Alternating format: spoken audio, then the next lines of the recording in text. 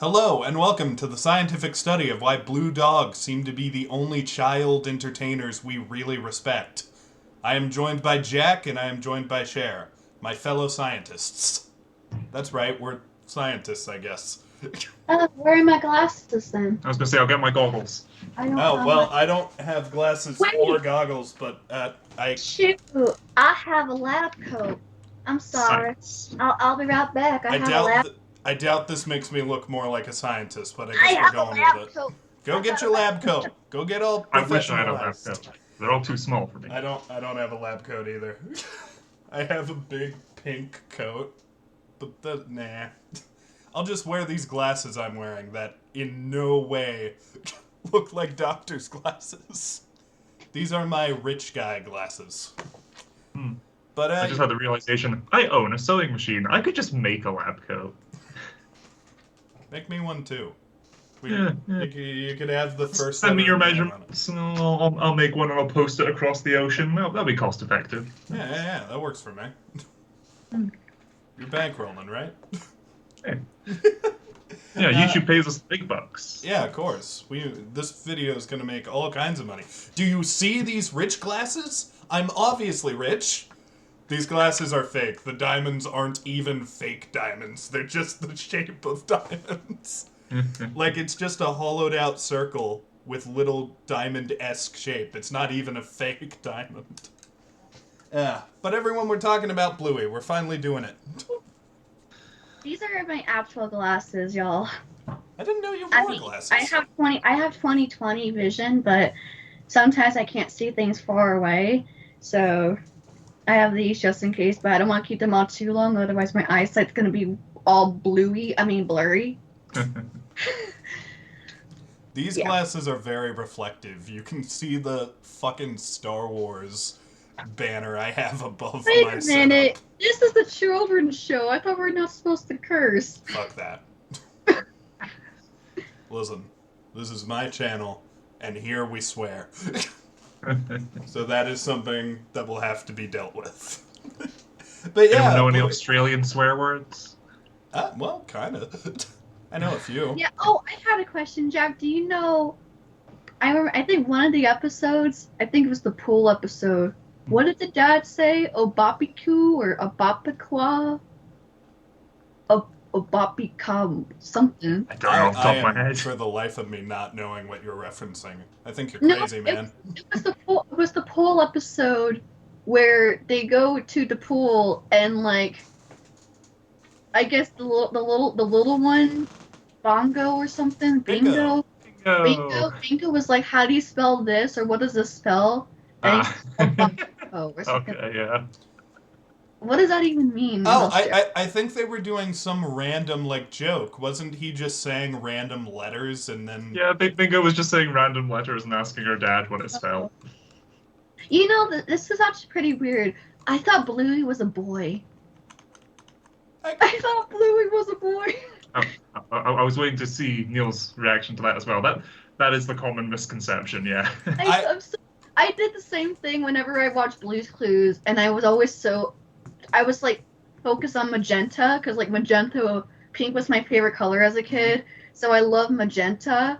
Hmm. And blue was fine until I found out that blue was a girl. I And I I was like, once so this is my life. Let's welcome to our favorite portion, our favorite segment on the Dr. Neil Topus channel, where I tell a weird story about my life. So, as an adult of 19 years old, 19, I got in an argument while on a walk about the gender of blue and magenta from Blue's Clues. And I didn't mean to. I didn't expect it to get heated. But, like, I was like, no, I'm pretty sure they're both girls. And that was enough to ruin an evening. Oh my god. Yeah, But, I I like mean, that. I mean, mainly because I don't know if this is true nowadays, but you know, like back then, blue was associated with boys, yeah, it still pink is, was somewhat. associated with girls. I think it still kind of is, but I think people are kind of accepting that guys can wear any other Oh, color, for sure. Yeah. girls can wear any color. I mean, you still have that stereotype or whatever, but you know. Mm-hmm. It's The one of the great like small things the show does. It's like a lesson for kids. Ah, Blue isn't necessarily a voice color. Hmm? I always forget like Australian people. I don't know why. When it comes to females, I feel like they have a deeper voice compared to other I don't know. people. Maybe it's just me. Whenever I hear like the dialect or whatever, that's what kind of threw me off was like their dialect and the way that they speak. Like even some of the British people. Sorry, Jack. Even some of the British people like have deeper voices, so like higher pitched up voices. Like someone that I knew that was British, I thought he was a girl, but when I met him, he was a boy. Hmm? No, it wasn't you, Jack. It was somebody else. No. And then it's the same way. I thought Bluey was a boy because the accent is like so mature for a girl. I mean, everyone's voices mature over time, so the actors that are playing these characters are probably like 8 or 9, but they're playing 6 and 4-year-olds. I do Yeah. like that they got actual kids because usually in casting they like try to get around that, but no, they just got kids that are funny in this one. Like, Yeah. Yeah. there's shit with Bingo that really made me laugh in the first Oh, episode. Bingo is such a highlight of the show. I kind of got that vibe.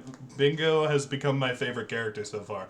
Bingo Okay. and what was the name of the dog in episode 1? Let's just go into episode 1. There was Yeah, another so, dog, cousin Yeah, something. so for this Oh, video, Bentley? Oh, no, Muffin. Muffin. It was Yeah. Muffin. basically, anyone watching this, this was my choice that we'd cover Bluey, and I went for 4 of my favorite, probably my 4 favorite episodes from season 1, Mhm. being Bike, Pool, The Beach, and Copycat.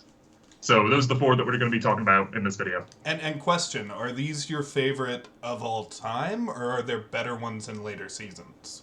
There are definitely better ones in later seasons. I watched an episode from season 2. The one I've Yeah. heard about is Nighttime or something, Yeah. an Yeah. episode about Bingo sleeping that everyone talks about. That's Yeah. the one I watched. That's the Yeah. one I watched. I literally just watched that one. Is it the one where she sleeps I and haven't then seen it yet. playing He's it? dreaming about space. That's the one I watched, and I just kept. No, cracking. that episode's like an award-winning thing. Really? That's- Favorite. Oh shit. No, so I was thinking, if we ever revisit this, I'll take 4 episodes from season 2 and then 4 episodes from season 3. That was probably my And who favorite. knows, by then season 4 might be out. I was But no, I tried to keep us to just the first season for this video. I was amazed that like season 1 on its own was 50 fucking episodes. I mean, Yeah. aren't usually like, well, I know for like the U.S. it's usually like what, like 20, 26, but like outside the U.S. sometimes they go to like 50 Mhm. or beyond. Well, they are Generally 8-minute for episodes. shows targeted at a younger audience. Right. They'll make a lot of them, and typically without a narrative through line or anything, so they can be shown episodically and aired in any order and spaced out. And so you get Just an like episode. Charlie and Lola. I think I don't know if that's a I British love specific show. Charlie and Lola. I Okay. used to watch that on Playhouse Disney or Disney Junior, but oh my god. Yeah, that's got a ton of episodes as I well. love that. I haven't watched that show in years. Oh And my that's another god. one where they got actual kids to do the voices of the kids. Yes, they Which did. does mean, fun Yes. fact, as the kids got older, I think Lola is voiced by like 4 different actresses throughout the show. Yeah. Yeah, that's how it goes. I think, like we said earlier, I find it more relatable when the kids are voiced by actual kids versus adults voicing the kids, because they're just imitating what was a little girl or a little boy would sound like. Yeah. Like, I mean, another example would be Hey Arnold. Even though that's not a preschool show, but Hey Arnold had like 4 different actors to play Arnold, like 4 or 5, and you could kind of hear it, but it was so cool. Like they got like actual kids, and then like Adventure Time, you had Jeremy. He went through puberty, and like the story evolved, and he matured, and he learned more like responsibility and more lessons, and we kind of saw that journey. That was actually pretty cool. I mean, I haven't watched Adventure Time in like forever, but Same. I kind of like that progress. Adventure Time did that. Steven Universe did that. A few. Yeah. Again, it's the different demographics. For younger kids, they tend to we'll keep them at that age, and Yeah. they can keep learning all these lessons as we go. Whereas, There's a it was like character arc. episodic. There's development. Yeah, episodic. Yeah. To do that. Oh yeah. Right. Both are great, but yeah, okay, for different reasons. So Jack, I has question. Because you did pick this. Have you seen every episode of Bluey, and why did you wish to expose us to it? I've seen every episode of seasons 1, 2, and 3. There are episodes currently coming out. I think I'm a bit behind on those.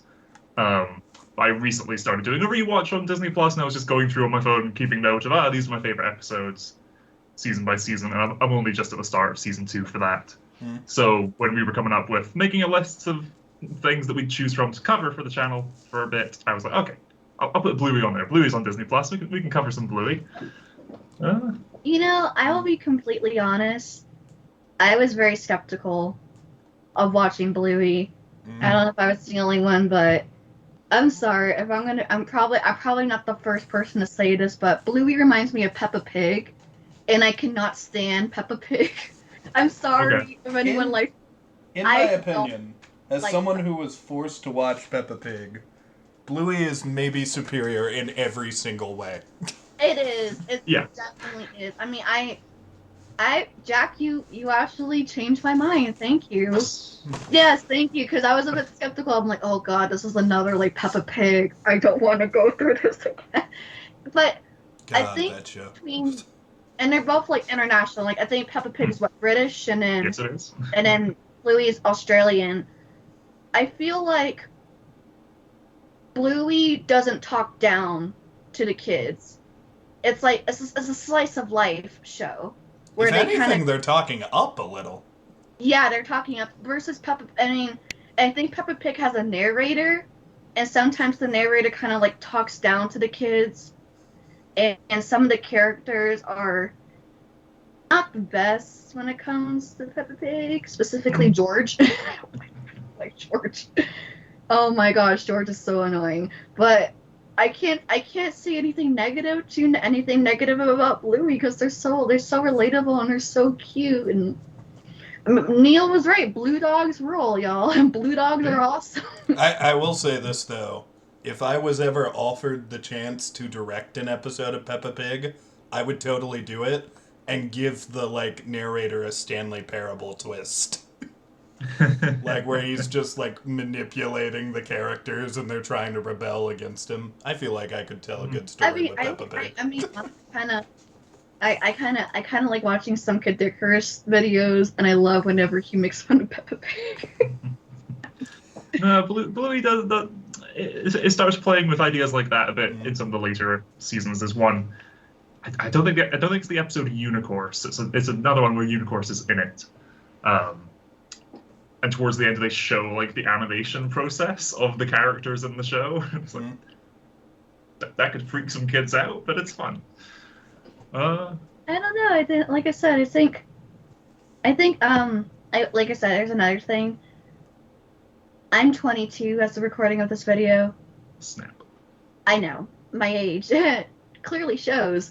But I still watch preschool shows. And I'm 22. I still watch Blue's Clues. I still watch Backyardigans. I even watch frickin' Dora every now and then when I want to.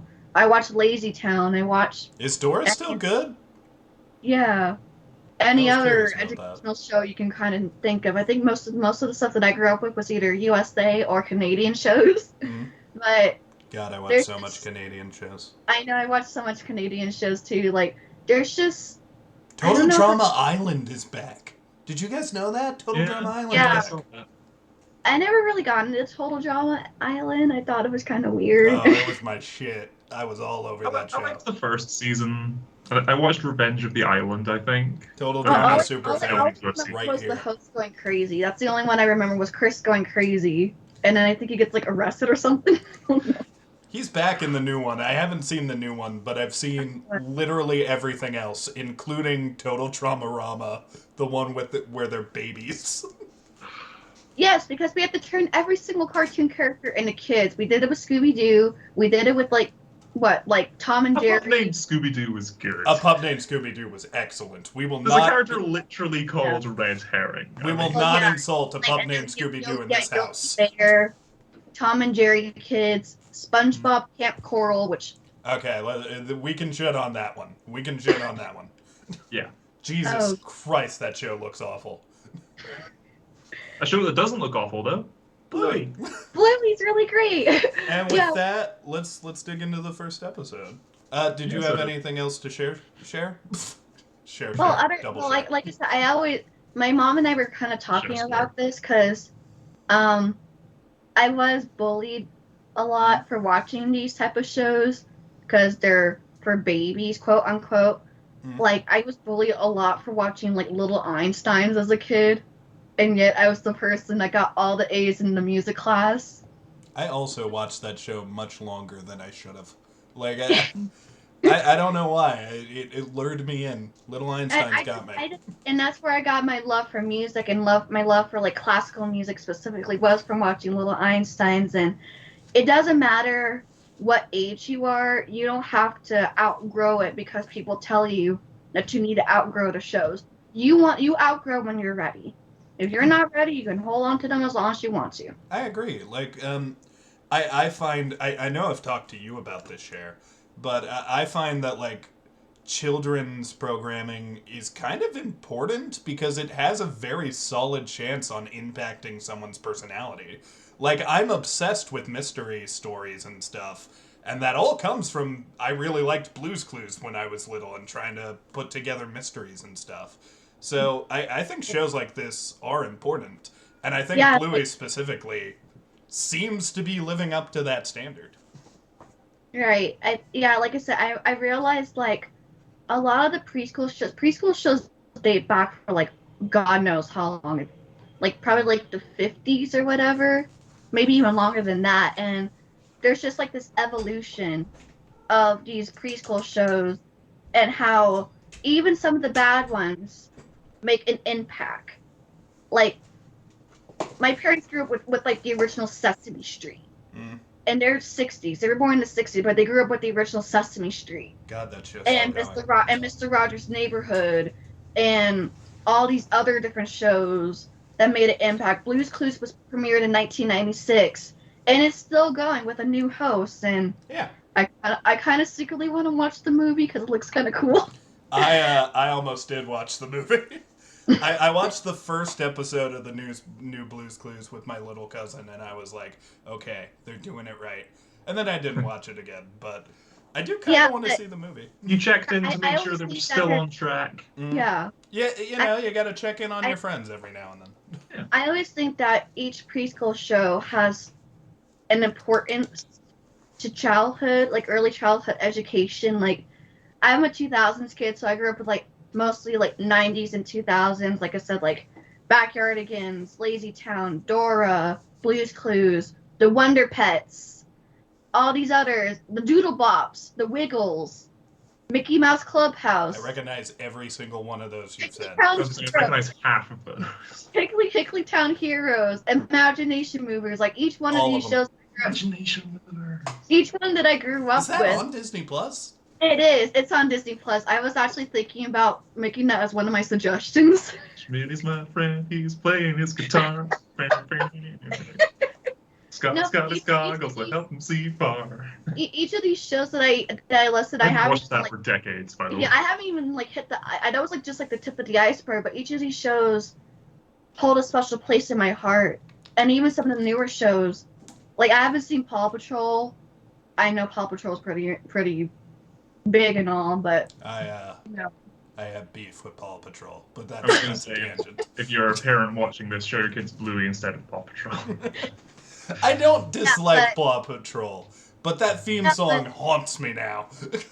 Yeah, but, like, all these shows taught me so many different things about life, and it's just mind-boggling. Like, nowadays, sometimes I just watch the show just for nostalgic purposes, but it takes me back to a simpler time in life where I didn't have to worry about getting a job or paying my bills, or there is some escapism in watching. Definitely a lot of escapism. It was pretty simple, and Bluey definitely brings back that simplistic life that I think all of us really miss.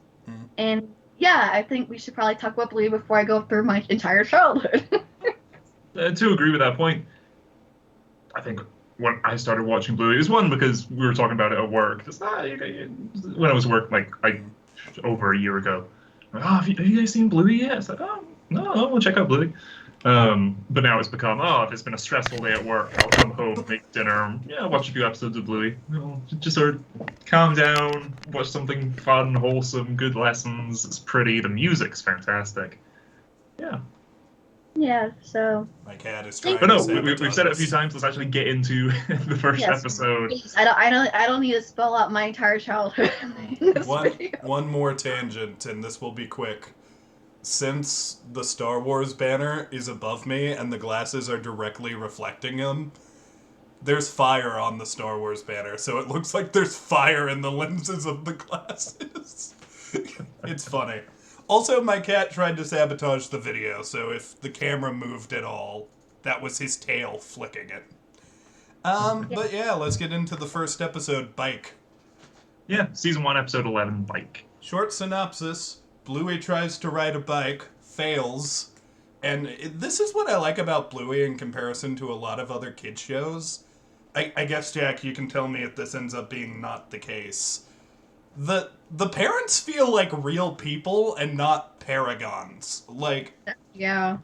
when you have Absolutely. when you have your traditional kids show, the parents are there to be like, oh, here's the right way you solve the problem, or oh, Right. here's the standard you have to live up to set by the Right. parents. No, these Cut. parents just seem like the dad seems like a dumbass half the time, but also he's like kind of wise. Like they feel like real parents. Like he was like, oh, just wait, see what they're going to do in response to these problems they're facing. No, absolutely. Chili and Bandit, the mom and dad, Mm.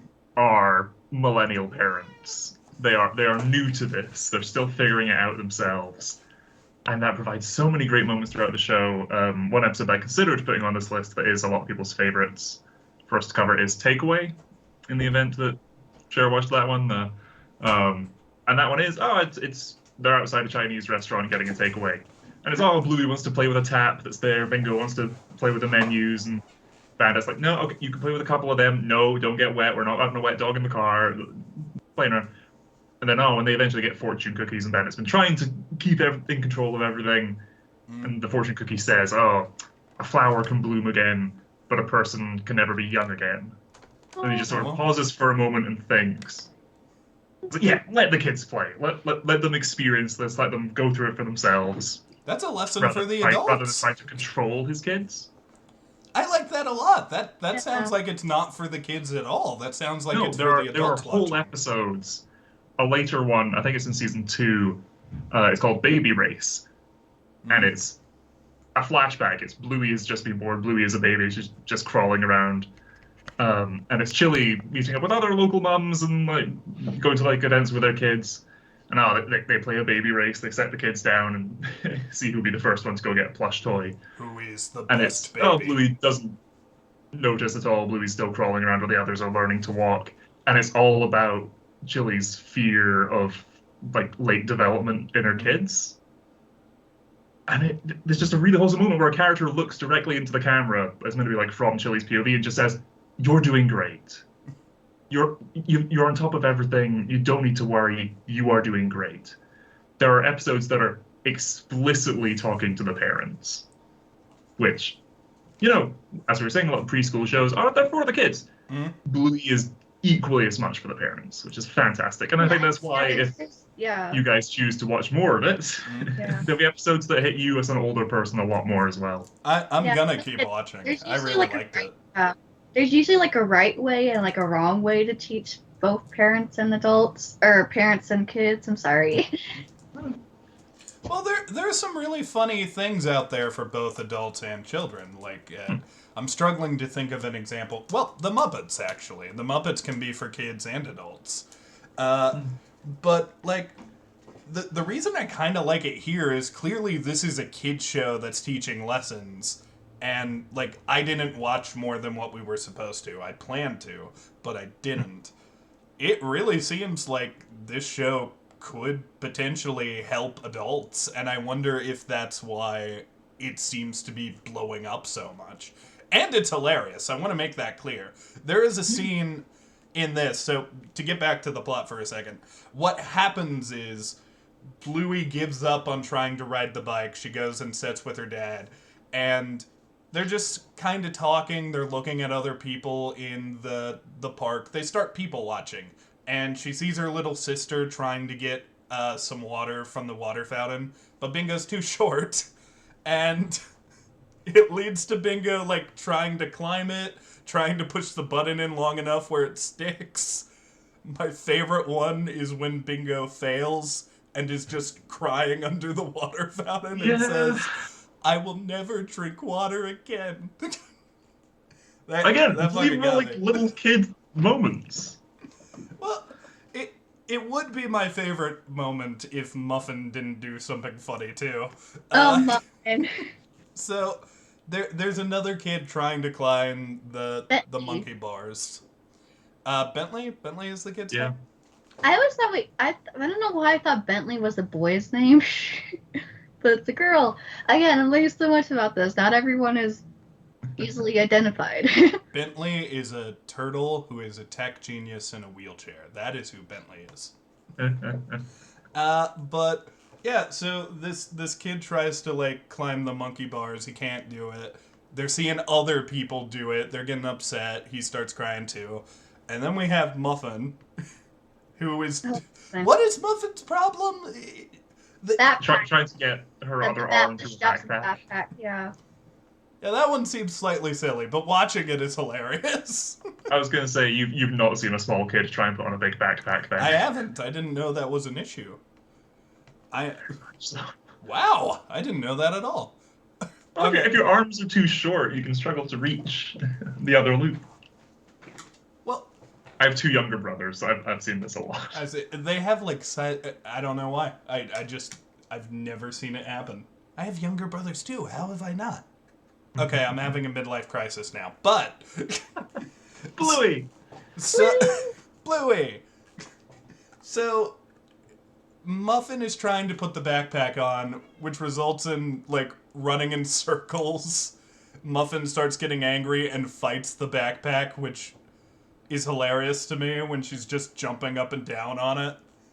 But the entire time, Bluey's like, "Oh, we should help them," and the dad says, "No, don't help them. Just watch. Just look at them."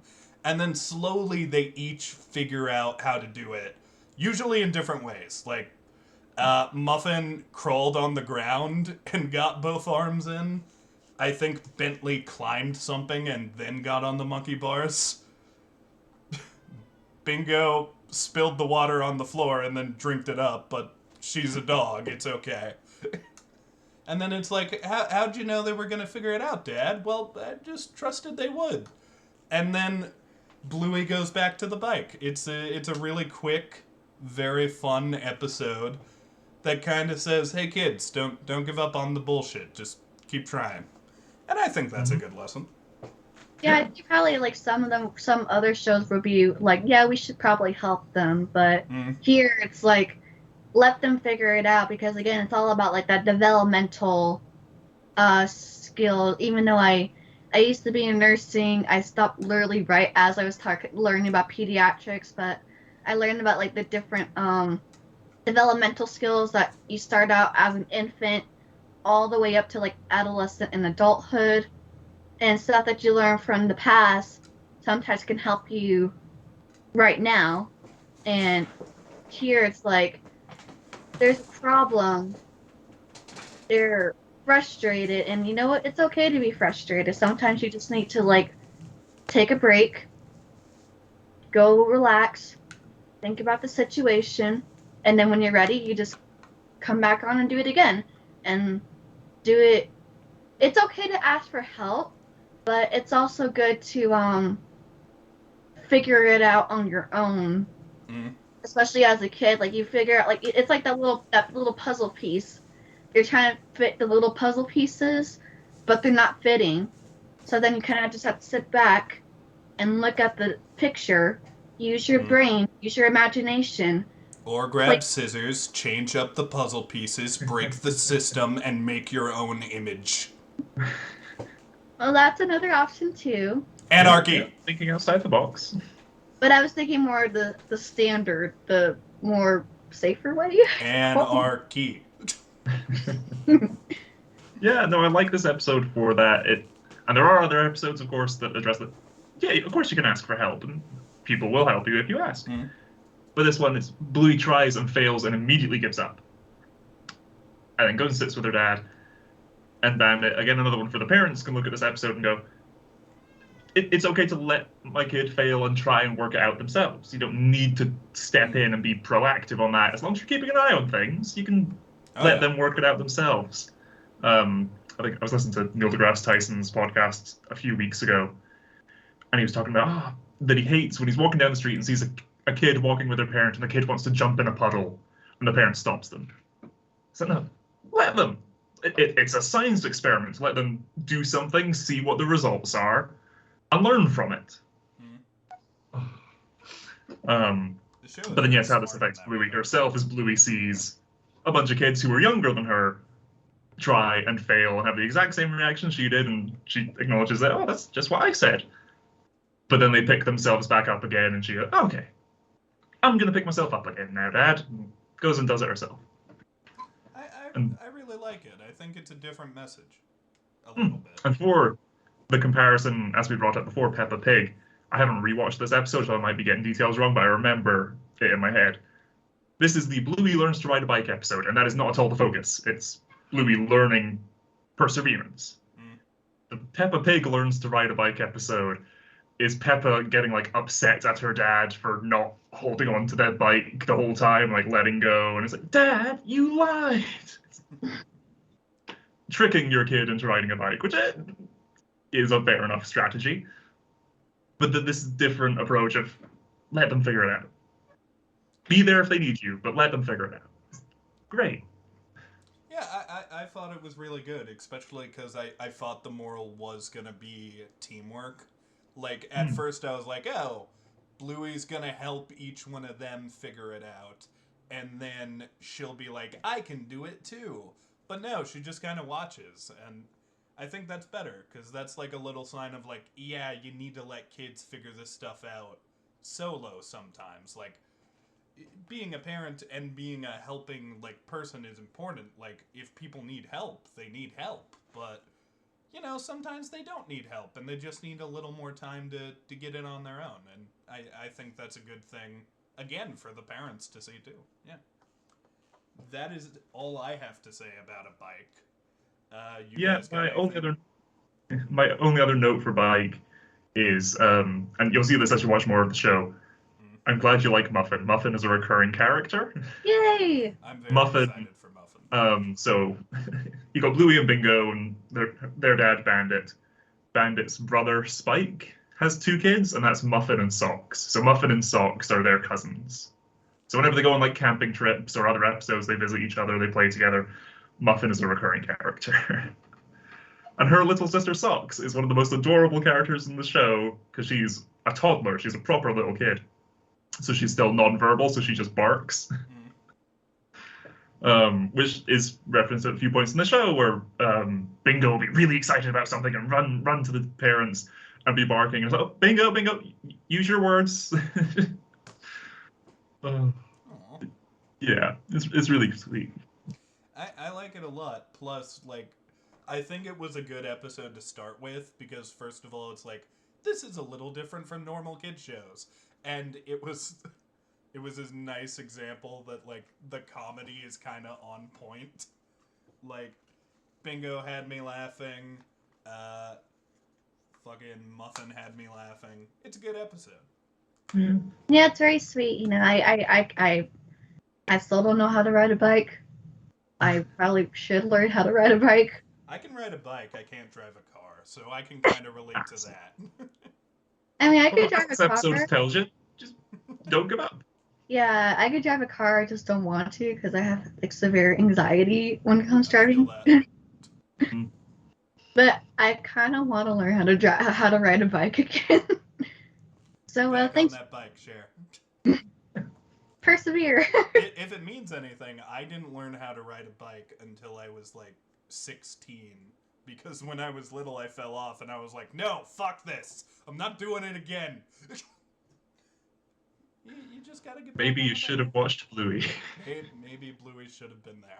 Where were you, Bluey? Where were you when I was a child and needed you? Bluey is here for this generation. She's here now. Yeah, Better than not we at have all. Blue's Clues. Blue could have given us some clues Blue, on where how. were you on this? Why didn't Blue teach me how to ride a bike?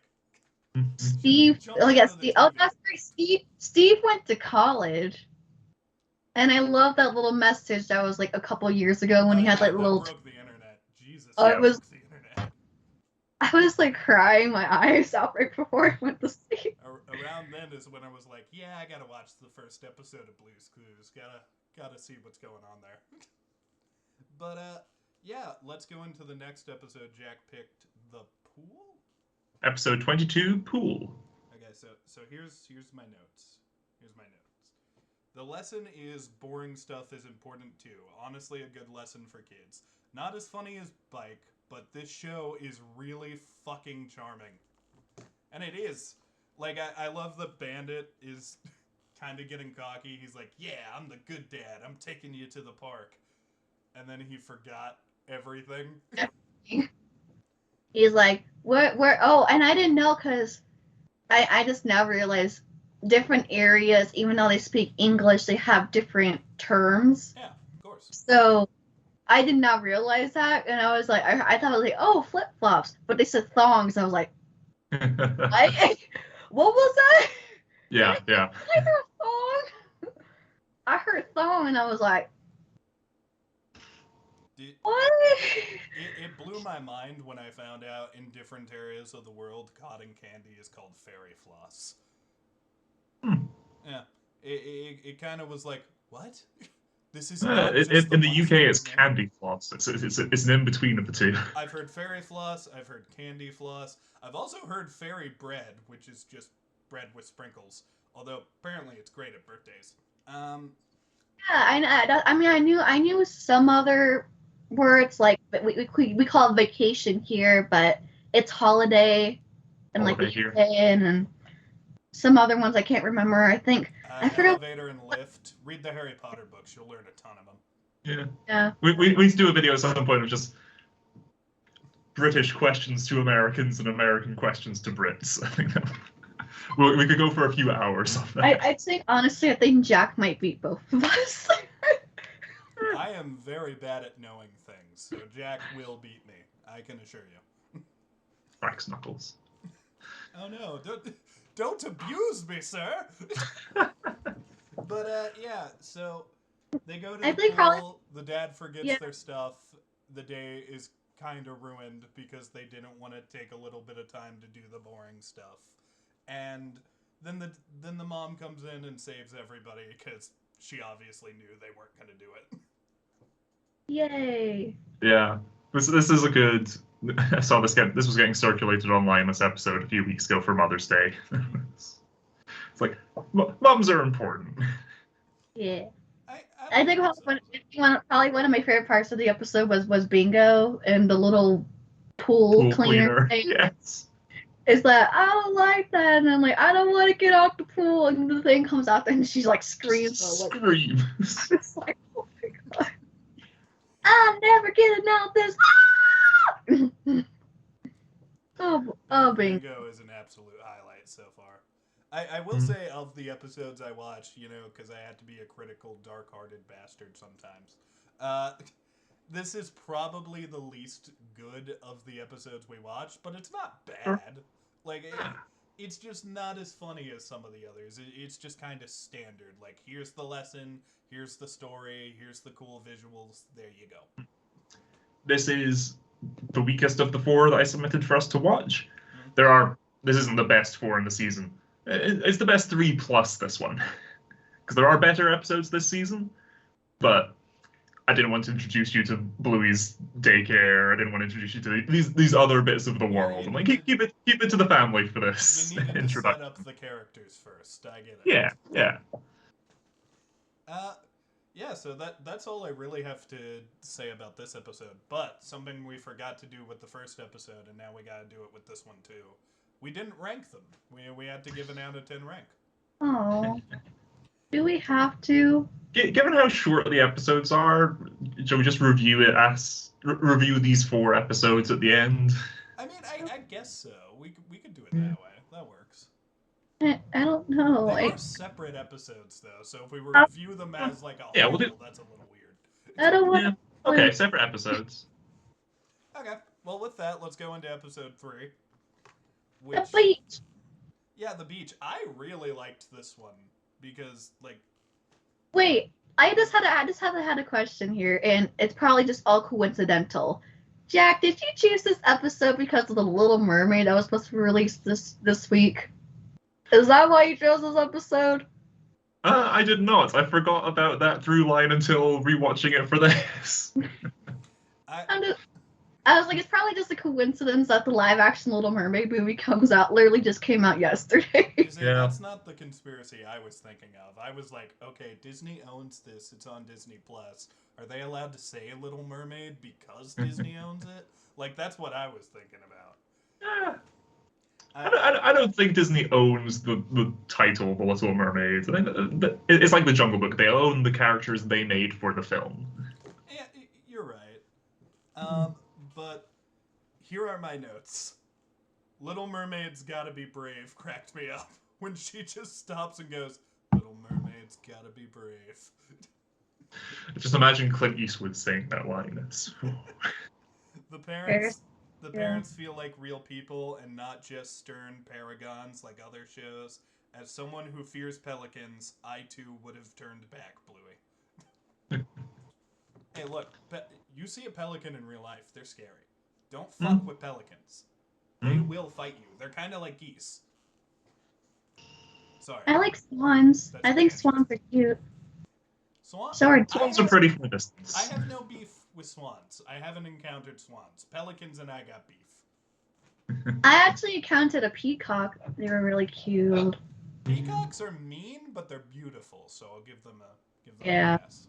I mean, I think a duck almost bit my leg because I wanted to carry the little duckling. I almost fought a goose once. Protective mother, yeah. I was going to the movie theater and the goose just kind of kept coming at me. I don't know. I was prepared to fight that goose if it came to blows. I was so terrified of pigeons as a kid because of their red eyes or whatever. So every time I saw a pigeon, I ran away. But then I saw a pigeon get run over by a car, and then everything changed. Well, like the copycat episode. well, Yeah, we'll get to that. We'll get to that. Well, Cher, did you know that pigeons aren't actually real? They're just cameras by the government. That's why Jack doesn't have pigeons where he is. I hate to break it to you, we very much do. Oh no, your government's spying on you too? Oh yeah, the birds are working for the bourgeoisie. I mean, the only pigeons that I like are the good feathers from Animaniacs. They're pretty. I don't trust them. They're schemers. The god pigeon. Although I'm a little concerned that I might poop on me. I mean, that's what pigeons do. That's their whole life. Honestly, it's probably a compliment that they do. It is considered good luck. Pigeon Man. Remember Pigeon Man from Hey Arnold? Oh, Pigeon Man. I didn't expect a pigeon deep dive in this video, but that's what we've done. From mermaids to pelicans to pigeons, yes. Look, I need to warn people. There aren't enough people pushing anti-pelican propaganda, and I need to be part of that. Well, you know. Hey, Kneale, you know who you should talk to? You should talk to Dr. Diffenschmerz because he had an innator where he would be able to get rid of anything that he hated, and he did not like pelicans. I have completely forgot that was a subplot, and that makes me my placement of him on my Disney villains list. I think it went up a little. Yeah, it was the episode where the boys were doing the birthday for the mother. It was that episode. I don't remember the innator from that episode. I will need to rewatch. I might need to rewatch too. Honestly, I need to do a Phineas and Ferb rewatch. It's been too long. But yeah, Bluey. So yeah, The beach. This is one of my favorite soundtracks from season 1. Is the beach tune is really just fun and upbeat. I like The mom likes to take long walks on the beach. Yeah. And she says, "Oh, I just like to go on my own." And they were like, "Why do you go on walks on your own?" And she's like, "Yeah, I don't really know." Then later, Bluey has to do the same thing, and she just has fun imagining. She has fun looking at everything and hanging out. It's also another nice lesson because it's like, yeah, sometimes you need you time. Sometimes you need some solo time. And Bluey had a lot of fun. She fought a pelican. She encountered a jellyfish. And a bunch of Sebastians, which looks a lot better than the live-action Little Mermaid. I was going to say this episode is so much better than the live-action Little Mermaid. I haven't seen it yet. I don't intend to, but I know I'm right. I was planning on watching it this weekend just to see before I judge it too quickly, because I learned my lesson with Mulan when it comes to these Disney princesses getting their own live-action movies, and I have low expectations. I don't want to get my hopes up too high. I have now heard their version of Poor Unfortunate Souls, and I'm just gonna say it. Solid chance this movie's good. Solid chance is a really good movie. Okay. Haven't seen it yet. Yeah. I heard the song. I heard her sing. She did great. And that was my really big thing. Melissa McCarthy as Ursula. That was the thing I was nervous about, and it seems to be working. So I heard Halle Bailey singing a Part of Your World. I thought it was pretty good. I will adjust my skepticals and wait and see how it plays out. Oh, don't get me wrong. There's a solid chance it's still gonna suck. It's a Disney remake, but All I kept hearing was people was complaining about one of the new songs called Scuttlebutt, where Scuttle raps. oh my god, they gave Scuttle a song. And he rap or she rap. Wait, yeah, it's all wait. It's Aquafina. Lin-Manuel Miranda wrote this. He wrote a rap for Scuttle? Yep, it's called Scuttlebutt. Dude, you wrote Hamilton. What are you doing? He did a conto. It's that Disney money, man. I mean, fair. Honestly, I can't throw shade at that. But yeah, anything else to say about the beach? As we said, another great one for the parents. Bandit lets Bluey go running after her mom, and just have that time to herself in the safe environment on the beach where both parents can still see her. Let her go off on her own. And like it's also good because it just gives her time to explore. It's a moment for her to spend without the parents, and of course, like, you know, one day she's gonna be like her own person. She's not gonna be as heavily parented by them. So little moments like that when she's young are probably really important. I don't know. I'm not a dad. But, you know, I could be one day. I have a cat. That counts, I guess. I mean, I have 4 German Shepherds, and I'm like their second mother. If that's not parenthood, I don't know what is. But I'm not the mama. If you guys don't get that reference, Dinosaurs. Dinosaur. Love that show, man. Not the mama. You And came here with a Jim Henson property, and you thought I wouldn't know. How dare you? We used Some people didn't know what I was referring to when I did like not the mama, and they're like, "What are you saying?" Savage. Not the mama. Those are bad friends. You need to cut them out of your life. Mm-hmm. Toxic.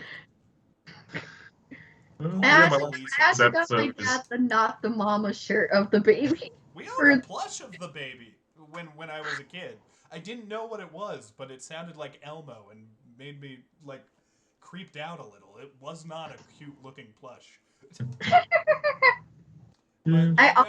All I remember was the Exorcist episode. The Exorcist episode. Now I need to rewatch. I mean, you watch Dinosaurs. Yeah. I'm giving all this the best recommendations as a doctor. Mm-hmm. These prescriptions will help you relive your childhood. Oh, I watched this at 18. I watched this very late into adulthood. Well, it's okay. But I recommend you watch a couple of Bluey episodes. It will definitely help with the serotonin. And increased GABA, so you're not so anxious. And yeah. The copycat episode really increased my serotonin. Great. It was wonderful. Go ahead. Yep, well, here we go, copycat. No, Season 1, episode 38. well, anything to finish off about the beach first? Just Ah. final thoughts. My last thing on this is, and it's another sort of ongoing thing with the show, is there's a few episodes where specifically Chili, specifically the mom, is like, just needs a bit of a break from the kids. And this is one. I think this is the earliest one where they sort of show that. But they do tackle it in later ones. Where it's, oh, Chili just says, I just need 15 minutes. And yeah, okay, so the dad will Bandit keeps the kids distracted and playing, but the whole time Bluey's thinking, oh, does mom not love me anymore? And that's the focus of that episode. Is sometimes the parents just need a break. They need alone time. Just Which need 15 minutes. I will say that reminds me of a certain Little Bill episode that I'm a little scared to mention about Little Bill because of the controversies. But yeah. Fine. Talk about the cartoon. I mean, it's kind of hard to watch the show because of the stuff. But yeah, there was an episode of Little Bill where he, it was like he wanted to be close with his mother, but the mother wanted to be with the father, and they needed some alone time. I think I remember that episode. That went over my head as a kid. I'm only just now realizing that was code. There's no moment. Bluey doesn't have that be a plot line for any episode. No. There is, however, an edit. I forget which episode it is. Did Bluey get censored? No, there's a moment that's edited. There's like 5 seconds that's cut from one episode on Disney Plus. Where it's, Bandit's playing with the kids in the back garden. He's done that thing where, like, you turn the swing around so the rope gets all tangled up. Yeah. So you can, like, let go and spin. He's done that with Bingo sat on the swing. And then, they're talking, and then Bingo just out of nowhere asks, how does the baby get in the mummy's tummy? And then just looks at the camera, says nothing, and lets go, and that's to just distract her. Good night, everybody. I got that for Disney Plus for some reason. Good night, everybody. Well, did Bluey ever get censored? That's pretty much. I think that's the main example. There might be a few other things I'm not thinking of, but that's pretty much it. I find with comedy shows, every now and then they get censored for something kind of silly. So I wouldn't be surprised if Bluey's been censored more than once. But yeah, let's talk about Copycat. So these are my notes, and here's the thing: I didn't realize this was going to happen, but I ended up writing these notes in real time with my reaction. So this is what it was. Copycat is really funny so far. Bluey just stopping and making her dad look silly is that a dying bird? What the hell is the lesson gonna be? Lol. Mortality? The lesson of Copycat is mortality? And then at the end, she's copying her dad because she saw it didn't hurt him as much. Yeah. When this episode starts, you have no clue that's the turn it's going to take. It's called Copycat. And that's the funniest part. It's like, oh yeah, no, don't worry. It's just about Bluey copying her dad, makes him look silly. There's a dead bird. It dies. Bluey comes to the realization that existence is temporary. But it's really sweet how she deals with it. She realizes that her dad could handle it pretty well, and she just copies what her dad did in that situation. Like, she redoes it with Bandit. Not Bandit, Bingo. Yeah, Bingo. And it's really funny at the end that Bingo just runs out and is flying like a bird because she's having fun and doesn't understand what Bluey's doing at all. Yeah, I think there's been a lot of episodes from like kids shows or even preschool shows where they talk about death. One of them, I think, 2 examples I could think of is Mr. Rogers' Neighborhood and Sesame Street. The Sesame Street one. I remember maybe the this is sick of me, but the Sesame Street one kind of made me laugh. Just because how weird it is to see Elmo talk to his dad about death. Sure. Well, there was actually an early episode of the series where Mr. Hooper, the guy that played Mr. Hooper, passed away, Mhm.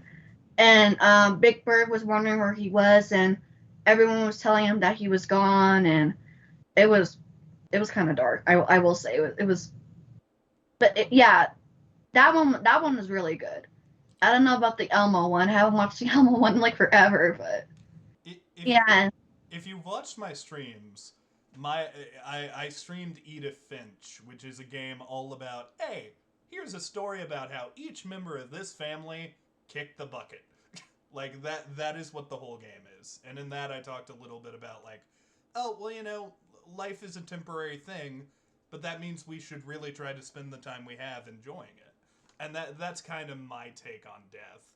So I think it's really important for kids to understand what death is. That way they can like live their lives accordingly.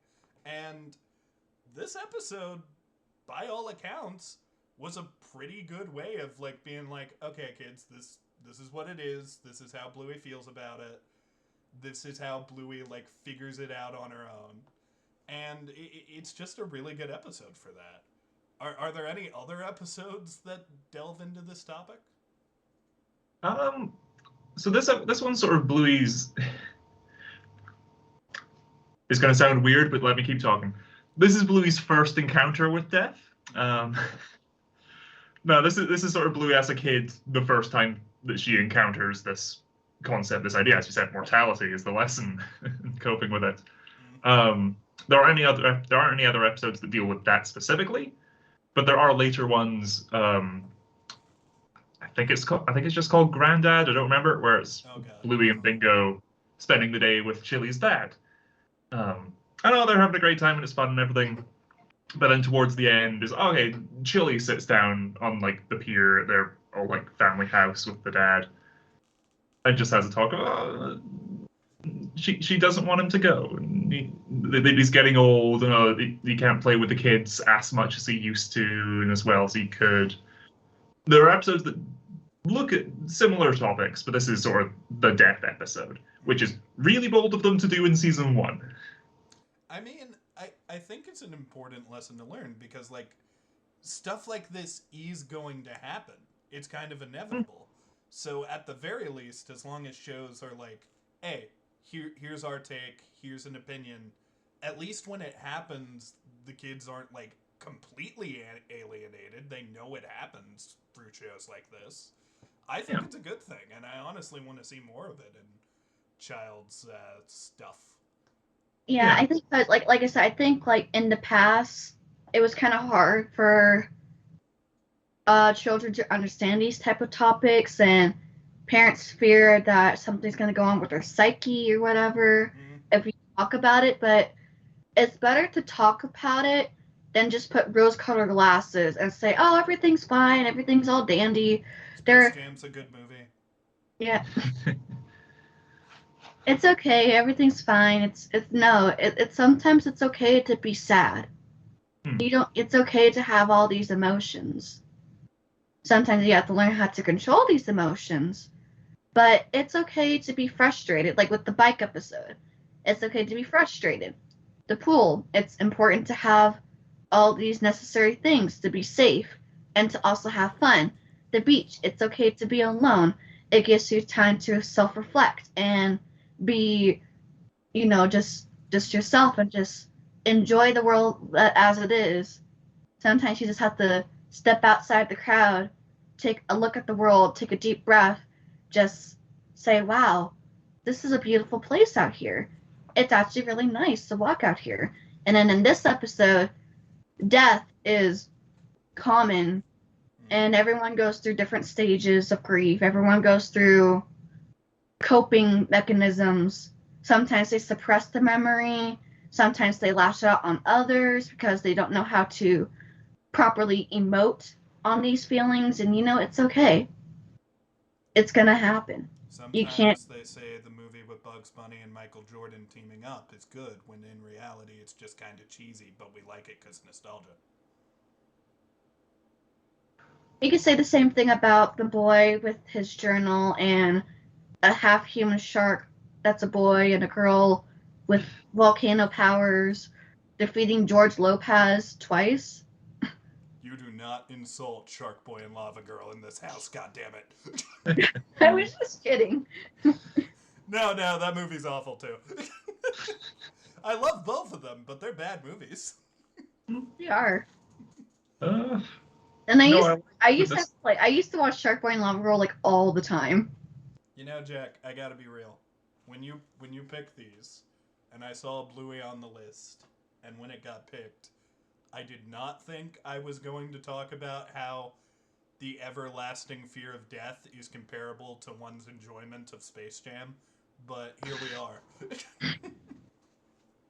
Sure. No, I know with this one, I like that, because it starts off as copycat. They're playing this game. And then after everything with the bird, Bluey is still copying, because that's what she was doing before this happened. Just, I'll continue to mimic that. Okay, we'll walk like the Olympic runners, and then come across the budgie, and I need to take it to the hospital. And then with Chili, when she joins in the game and comes out, the budgie's gonna be all right. No, Mum, you need to tell me the budgie's died. And Chili's reaction to that, are you sure? Okay. So we'll play along, but she's checking in on her daughter here. And then at the end, I know that this isn't how you wanted the game to go. Not directly saying, I know you didn't want the budgie to die, but this isn't how you wanted the game to go. And Bluey coming to that acceptance at the end of, again, still copying, still repeating her dad's words, but coming to terms with it. It's out of our hands. Mm-hmm. Well, I think once again, I think it hits really well because, like, again, this is the big thing I love about Bluey. The parents are real people.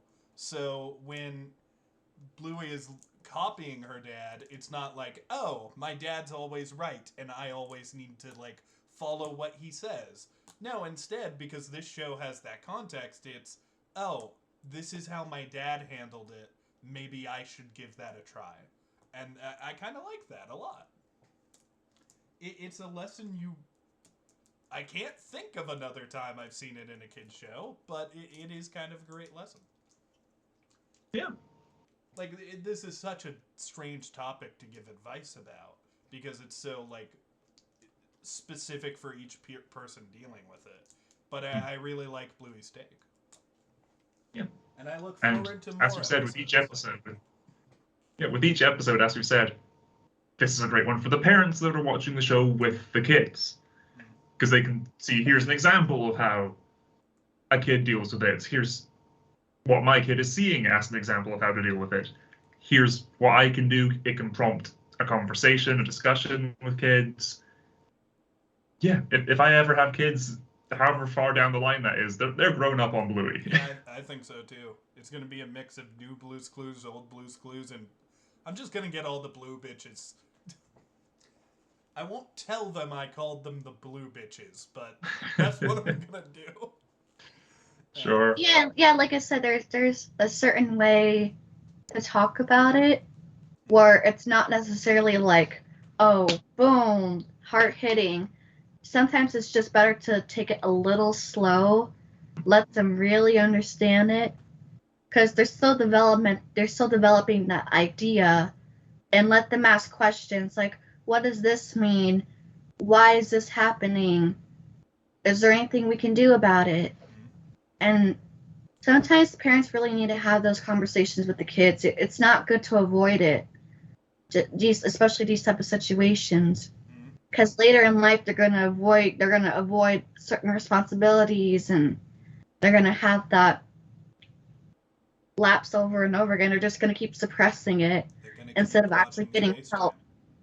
Because that's the coping mechanism that they've learned. Mm-hmm. Right. And then Space Jam 2 comes out, and then it's a whole nother situation, because that one's not good either. What is it with you and Space Jam today? Look, all I'm saying is there are clear connections to our enjoyment of Space Jam and our rose-colored goggles. And our rose-colored goggles on our own demise. There are comparisons. Like, is this a good thing? Is this a bad thing? It's inevitable. There will be a third Space Jam. and we will have to deal with that as a human race. Just like we have to deal with all these live Just action like how Disney. we had to deal with death, there will be another Space Jam. I agree. Mm-hmm. I just love the awkward silence. That's the best part of this gag for me. Sure. But yeah, those were the 4 episodes I picked for us to cover in this video. I love them. I love Bluey now, man. I think what I like about it is you always hear, this is the big thing you hear with new parents. There's no manual. There's no guideline. There's no, this is how you parent thing. And while I wouldn't call this a manual or a guideline, I do like that it's going, hey, parents, here's an idea. Here's a way you could improve in this situation. We're showing these situations. We're showing how the kids handle them. We might as well also say some advice on maybe how you could handle it. And I think that's wonderful. And Yeah. honestly, the show's really entertaining. I'm glad it blew up the way it did. Call me a fan. I want to keep watching it. No, I'm glad that this came to Disney Plus, because without that ease of access, it definitely wouldn't have blown up as it has. I actually heard forever ago that this is one of the highest watched things on Disney Plus, and honestly, I see it. I can completely understand why. I look forward to watching the nighttime episode you guys both said is great. It was really good. I watched a couple of the episodes. I watched the very first episode with the magic xylophone, and you have to share. It's a one. Basic story, basic lesson for the first episode. Yes, it's important to share. And then I think another episode, I watched 3 of them. It was that one, and another one from season 1 where I think Bingo learns to use her big voice to say when she's uncomfortable with something. Dance mode, I think. Yeah. That I considered including that here, but I decided, okay, we'll keep it to just season 1. Dance mode is another one of my favorites. It's just that line when they're in the car of, Bingo, sometimes do you say yes when you really mean no? And it's the parents going, okay, this is getting on the kids' level, finding out Bingo's upset about something. What is it? As Bluey points out, but she said yes. Having those talks with the kids is brilliant, and it's a fun one with them all dancing at the end. Right, and then the nighttime episode. Oh my gosh, yeah. I can tell I relate because I had nyctophobia as a kid. Like any kid would have nyctophobia, and if you guys don't know, that means the fear of the dark, which is why I never like watching Nickelodeon's Are You Afraid of the Dark? Because I was afraid of the dark, and I was that kid that would always go to the parents, my mom and dad's room and sleep between them. And sometimes I had to bring me back to my own bed, and then a few minutes later I'm in their bed again. And sometimes I had to sleep with the TV on and have recordings of like all the Nickelodeon shows that my parents would record. But eventually I learned to, I still don't like the dark, and I still have a nightlight, but I'm still okay where it's not like where I was when I was a little girl where I couldn't sleep. Where I was able to eventually go to sleep, and I got like the pillow pet thing with like the little lights and stuff, and it was great. Yeah, for reference on that, Kneale, the nighttime episode, the basic outline is it's Bingo's first time trying to sleep, just stay in her own bed the whole night rather than coming through to sleep with mom and dad. That's all you get. Go watch it. Wow, it's really wonder good. What they did in the storytelling to make a premise like that win an award. That intrigues me a little more now. But, ladies and gentlemen... Yeah, which makes me very excited that I actually got an A in astronomy. Thank you, Bluey, for getting me an A. The Nightlight episode has something to do with I'll watch the episode. So... yeah, let's go into rankings for each episode, and then we'll go into plugs. And then we will introduce one of our new segments, the selecting process. I will share that in a minute. But first, let's rank each episode. For me, I think Bike is an 8. The Pool is a 6. The beach is a 7, and then the last one I'm gonna give an 8.5, kind of close to a 9. Those are my rankings. Yeah, I think I go bike. I think I give a 9. It's real Pool. funny. Yeah, really funny, and then just a great lesson in it. Pool. Yeah, I think about a 6.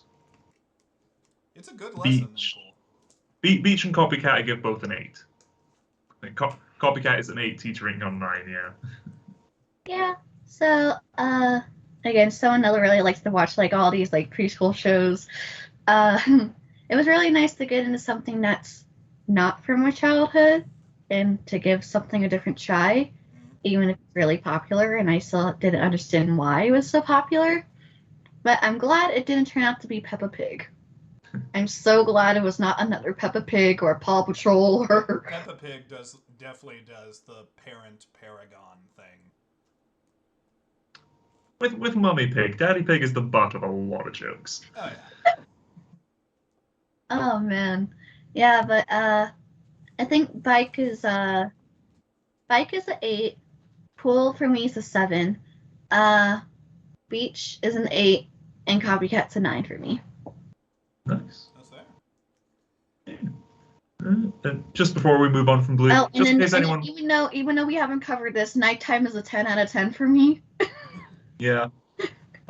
Just before we move on, because I think if we cover Bluey again, I'll pick like 4 episodes from season 2. It's just to give you a run down my list of the best from season 1, in my opinion. All right. You got Daddy Robot is a really fun one.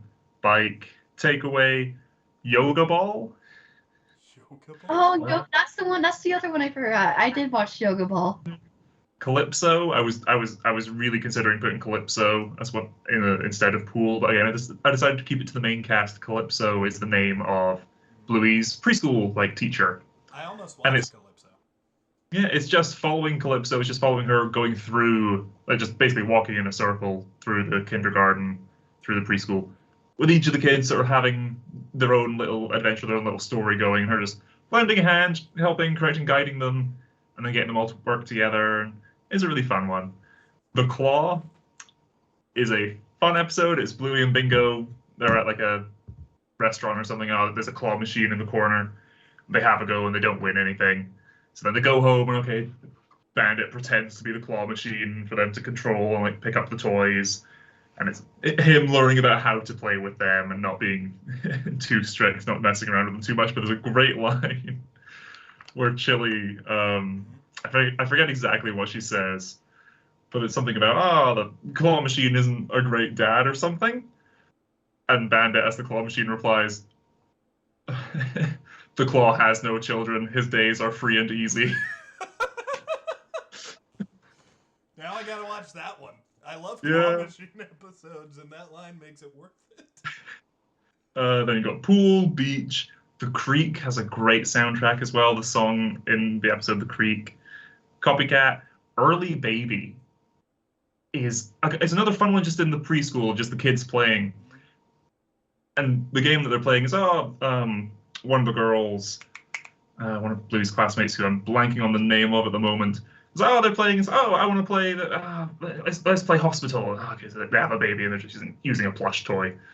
And it's like, I want to play it that the baby's too early, like my sister's. And it's like, okay, just wee things of, this kid's sister had their child too early and everything, so they had to keep it at the hospital overnight and everything. It's them just playing that out, and similar to Copycat, it's just the kids processing the world around them and figuring things out themselves through play.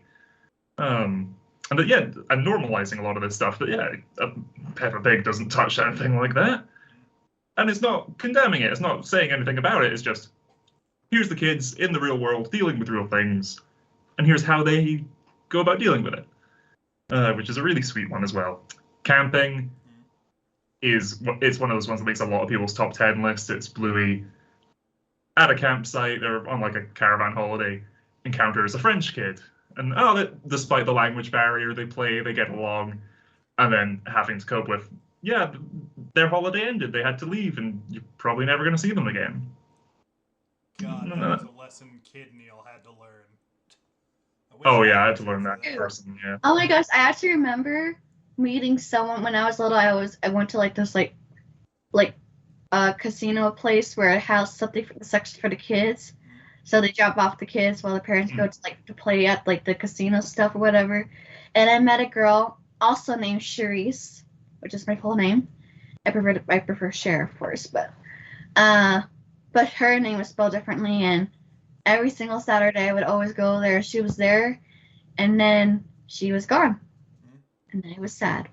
Yeah. When I lived back at I call it a farmhouse, but we didn't farm or anything. It was just next to a cornfield. When the farmers would like go and do stuff in the cornfield, sometimes they'd bring their kid, and I made friends with him.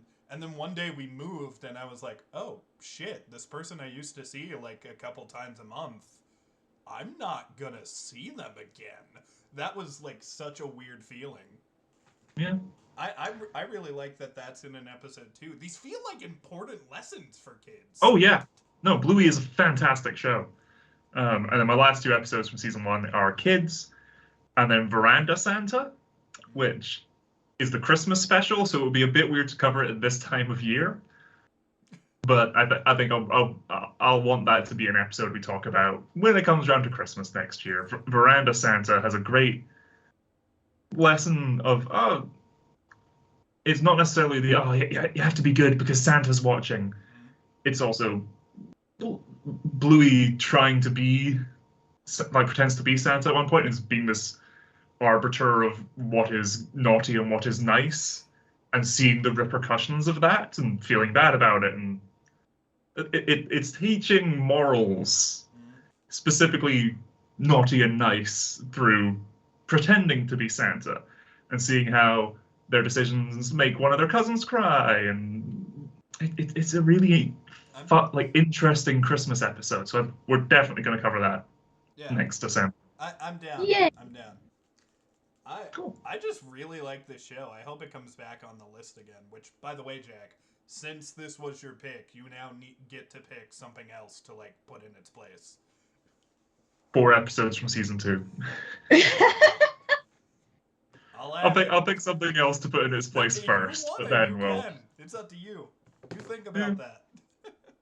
But real fast, let's go into plugs. And I'll go first today. Hi, I'm Kneale, and there are reaction videos on this channel now. That's the new big thing. We reacted to the PlayStation Showcase that just came out, including the new Night in the Woods. Holy shit, that's going to be awesome. The new Spider-Man. I can't believe I had to repeat myself this quick, but holy shit, that's going to be awesome.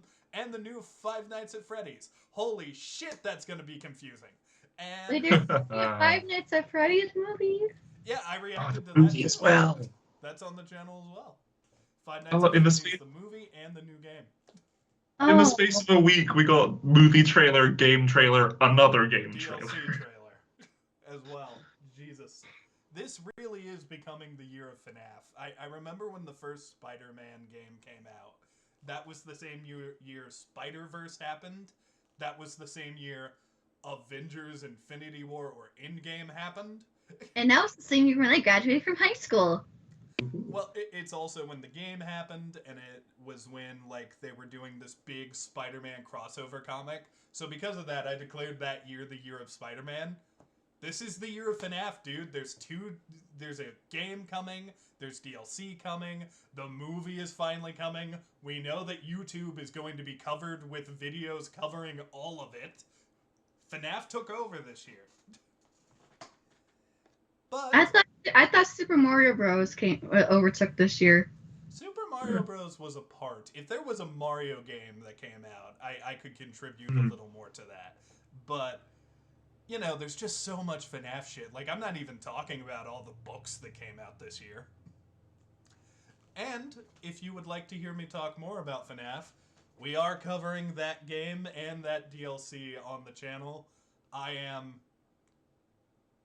hesitant to return to Security Breach, but I am very excited to return to Help Wanted, so... I'm pretty pumped for that. So stay tuned, and that's my plug. Cher, you go now. Cher, you gonna sneeze? That's her first plug, officially. Sorry. You're fine. You want to give your plugs? Oh man, my allergies. I just got off of these antibiotics. Sure. Hello, Charisse Cher from 2000. Follow me on Facebook, Twitter, and Instagram. Also, I have 2 channels. I have Cher from 2000 and Share Your Creations. I just uploaded a video yesterday talking about The Masked Singer because I like watching The Masked Singer, even if some choices were not made correctly. It's okay. I was Yeah. obsessed with that show for a while. Yeah. Yeah, just like last year with season 7 when a certain political figure was on there. Kermit Yeah. the Frog. I remember that episode. Yeah, and then this season, spoilers, I really wanted David Archuleta to win, but he didn't. Also, Pentatonics was on there, but they didn't win. They got David Archuleta in that show? Yeah. They got Pentatonics on that show? Yeah. They got Pentatonics in one of the Muppets shows that I like too. Pentatonics is everywhere. I was also very surprised that Alexa Bliss, the WWE star, was on there, and she can actually sing. Then again, she is married to a singer, so. Have they put Weird Al in that show yet? He's the big one. No, I'm surprised they haven't put Weird Al yet. Well, Weird Al can if they sing do, in multiple tones. Like he's got a lot of range in that. I know they had Penn and Teller on there. They had Melissa Joan Hart, aka Sabrina, the Teenage Witch, on there. Joey Fatone has the God. Now we're just talking about Matt Singer, but Joey Fatone as the rabbit doing "Livin' La Vida Loca" was great. Like it was such a cool video. Jack, if you haven't seen that, I might send that to you. It's really cool. It was really great. He's a and then twitchy rabbit. It's great. Yeah. Oh, and Seal was on there as the leopard. And then we had like 2 cheetah girls. We had Adrian and Raven. Oh yeah. So but anyways, Simone was in that show. Yeah, she was the Black Widow. But anyways, I just. So originally I was gonna do a tier list where I would rank the contestants. I had split it up with girls and guys, but I'm still trying to figure out how to use the software to have show on YouTube. So I instead just did a video ranking the seasons so far because I know season 10 is either going to be at the end of this year or next year. So yeah, please watch that. It's really fun. It was really interesting to do.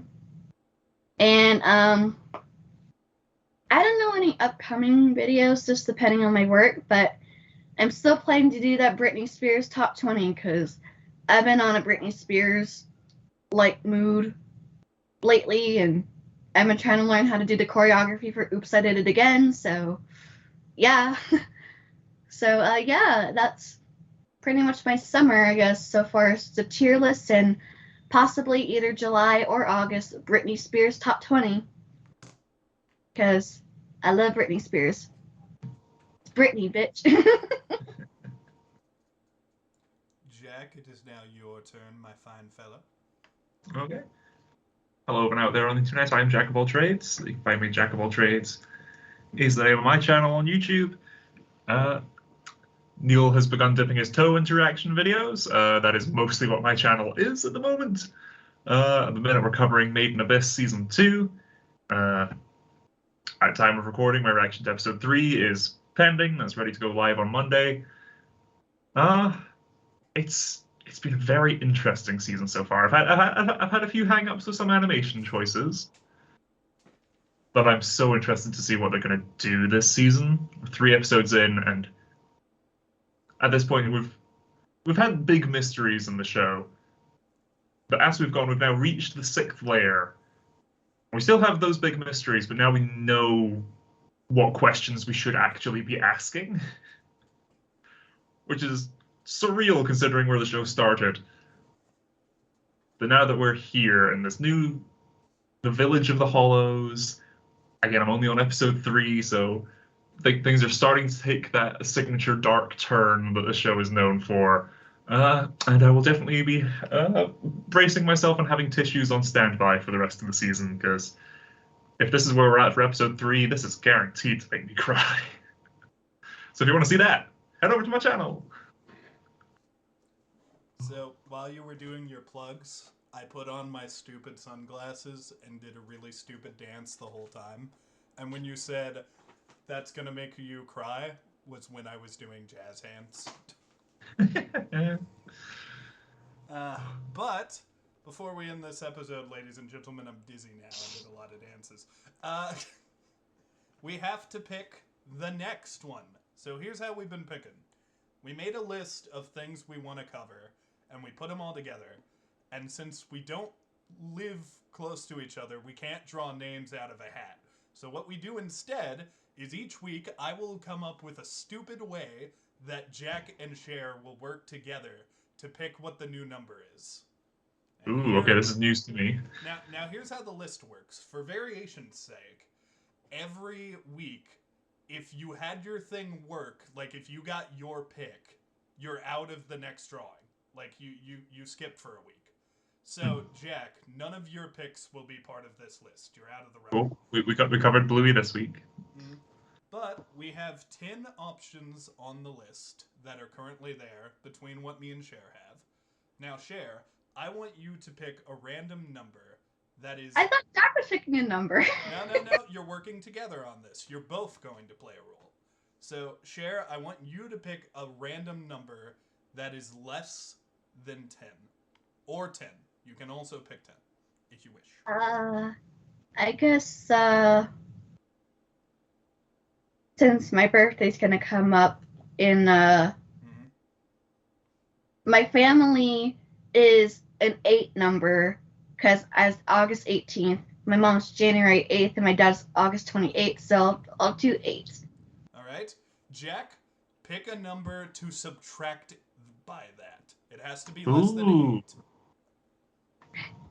Okay. I'll say 3. 3. Okay. So 8 was... I won't reveal that, but I want to show my phone here just so that I can reveal I'm not making this up, because it is one of my picks and it's the one I wanted. It is Muppets Mayhem at number 5. I'm trying to show my phone a little without showing too much. Oh no, I pressed a button and didn't show shit. I'll just screenshot it and send it to you guys for validity's sake. But Muppets Mayhem is the winner. Yay! Okay. I am so My choice excited. Listen yet. Dang. In my opinion, Muppets Mayhem is best after episode 3.